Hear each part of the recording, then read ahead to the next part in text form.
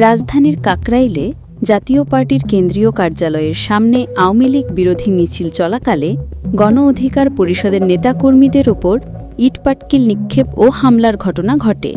এ সময় মারাত্মকভাবে আহত হন গণ অধিকার পরিষদের সভাপতি নুরুল হক নূর।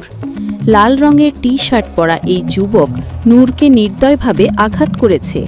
শুক্রবার রাতে এই ঘটনার একটি ছবি ও ভিডিও সামাজিক যোগাযোগ মাধ্যমে ছড়িয়ে পড়ে।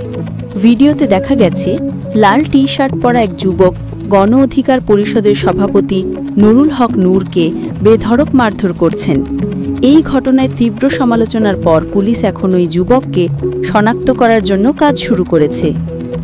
ঢাকা মহানগর পুলিশের রমনা বিভাগের অতিরিক্ত উপ পুলিশ কমিশনার আমির আসাদুজ্জামান বলেন, ভিডিওতে দেখা ওই ব্যক্তি পুলিশ ও সেনাবাহিনীর সদস্যদের দ্বারা একসময় আটক হলেও পরে তাকে ছেড়ে দেওয়া হয়।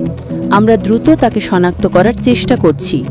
গণ অধিকার পরিষদের নেতারা অভিযোগ করেছেন, মিছিলে জাতীয় পার্টির কর্মীরা হামলা চালিয়েছে। এই ঘটনার প্রতিবাদে রাতে কাকরাইলে মশাল মিছিল বের করা হয়। পরিস্থিতি উত্তপ্ত হয়ে ওঠায় আইন শৃঙ্খলা রক্ষাকারী বাহিনী লাঠিচার্জ করে। গণ অধিকার পরিষদের সাধারণ সম্পাদক রাশেদ খান বলেন, ভিডিও ফুটেজে স্পষ্ট দেখা যাচ্ছে প্রথমে পুলিশ ও সেনা আমাদের ওপর হামলা চালায়। নূর মাটিতে পড়ার পর লাল টি-শার্ট পরা ওই যুবক বেধড়ক মারধর শুরু করে। এটির তদন্ত করা জরুরি এবং যারা হামলা করেছে তাদের আইনের আওতায় আনা হবে।